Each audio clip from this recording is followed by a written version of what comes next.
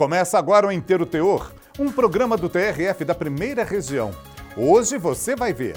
TRF da Primeira Região condena homem que usou documentos falsos para conseguir visto de entrada nos Estados Unidos. Candidata aprovada em primeiro lugar em concurso público garante na Justiça nomeação em cargo, que estava sendo ocupado por concorrente cotista. O TRF1 promove a 20ª Semana do Coração, na sede do órgão em Brasília, um programa que busca a prevenção e o controle de riscos cardiovasculares. O Inteiro Teor traz as decisões e destaques da Justiça Federal da Primeira Região. Acompanhe.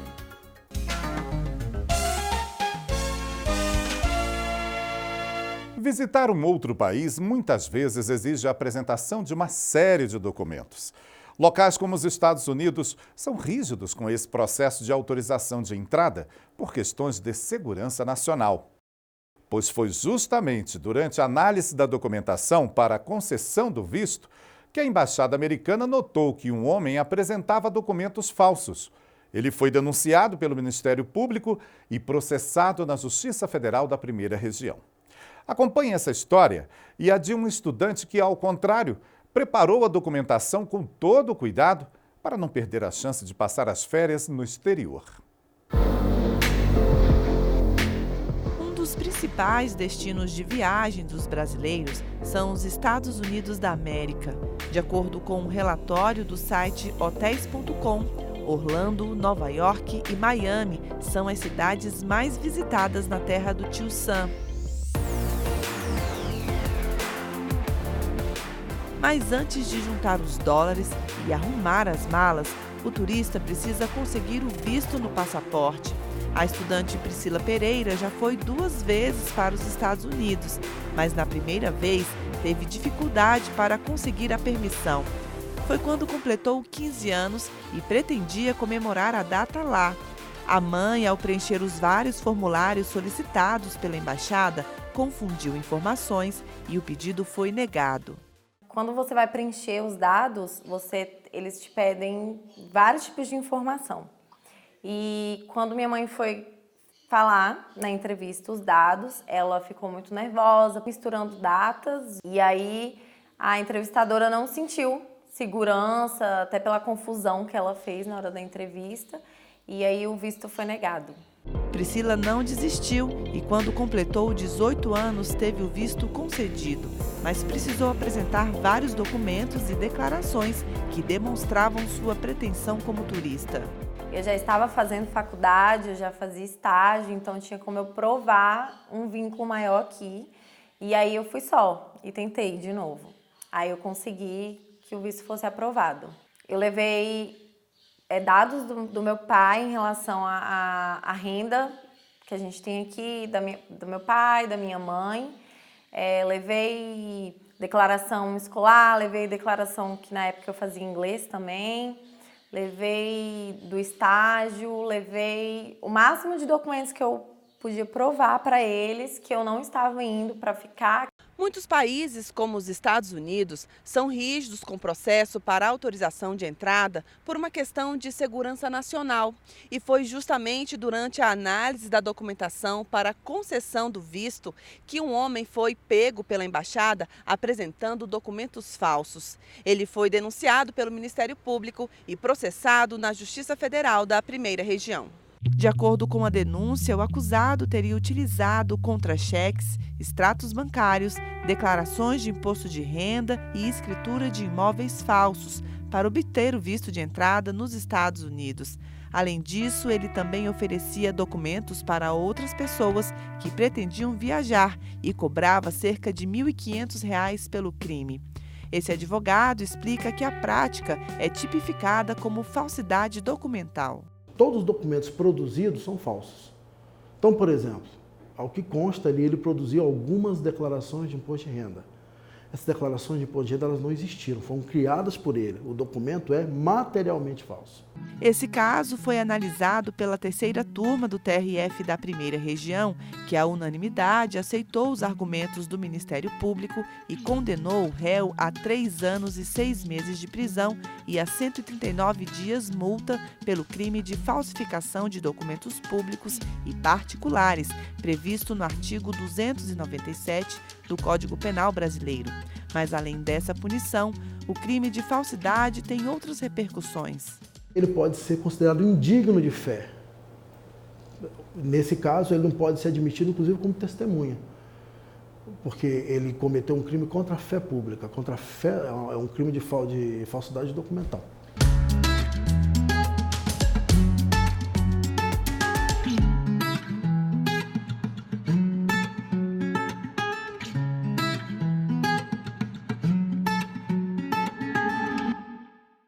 Decisões como essa que você viu aí na reportagem estão no nosso portal www.trf1.jus.br.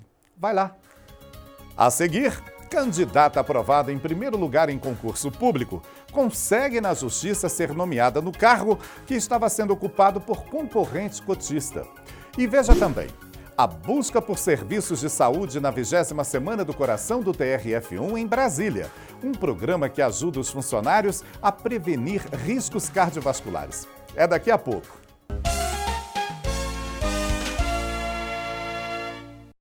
Em Minas Gerais, uma candidata conseguiu ficar em primeiro lugar no cargo de professora de ensino básico, técnico e tecnológico do Instituto Federal de Educação, Ciência e Tecnologia do Estado. Mas, ainda assim, não foi nomeada. A concorrente dela, classificada em segundo lugar, que se declarou parda, garantiu a nomeação. O caso foi parar na Justiça. Para passar em um concurso público, muitas pessoas estudam anos. Tanto empenho pode ser determinante e levar a uma excelente colocação na lista de aprovados.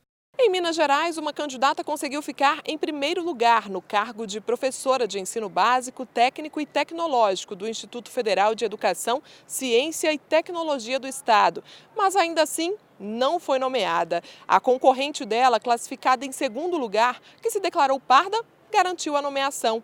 O caso veio parar na Justiça. Já em primeira instância, a candidata aprovada em primeiro lugar teve o direito de tomar posse assegurado pela Justiça Federal.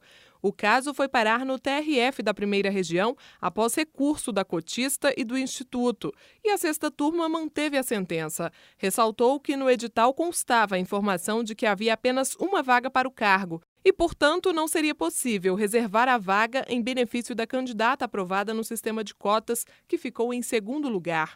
O colegiado destacou que a Lei 12.990 de 2014 dispõe que a reserva só será possível quando o número de vagas oferecidas no concurso for igual ou superior a 3. Foram vários tipos de exames, verificação de glicemia capilar, bioimpedância e tantos outros que ajudam a identificar se o corpo está saudável. Isso aconteceu durante a 20ª Semana do Coração na sede do TRF1 em Brasília, um programa que busca a prevenção e o controle de riscos cardiovasculares. Veja como foi.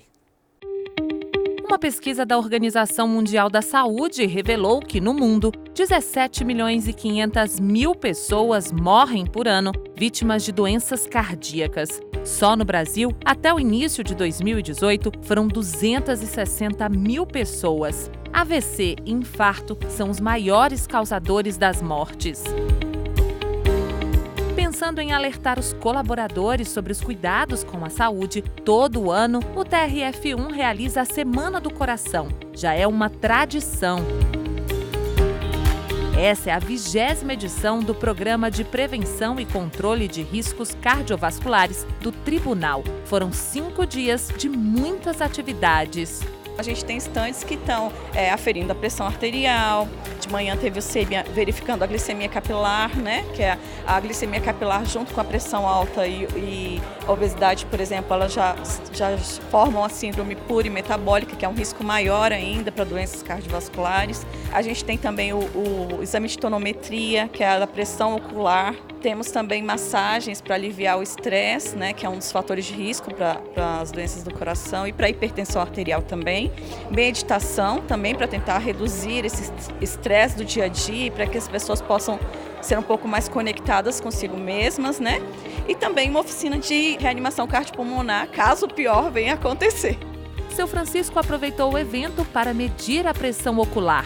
Para ele, a iniciativa, além de ser uma oportunidade de cuidar da saúde, faz com que os colaboradores se sintam mais valorizados. A iniciativa é muito bom, é ótima, entendeu?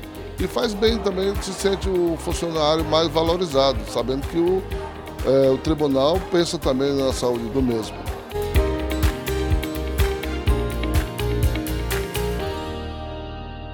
Esse foi o Inteiro Teor com notícias sobre a Justiça Federal da Primeira Região.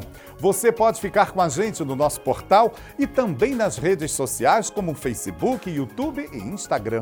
Até o próximo programa. Tchau!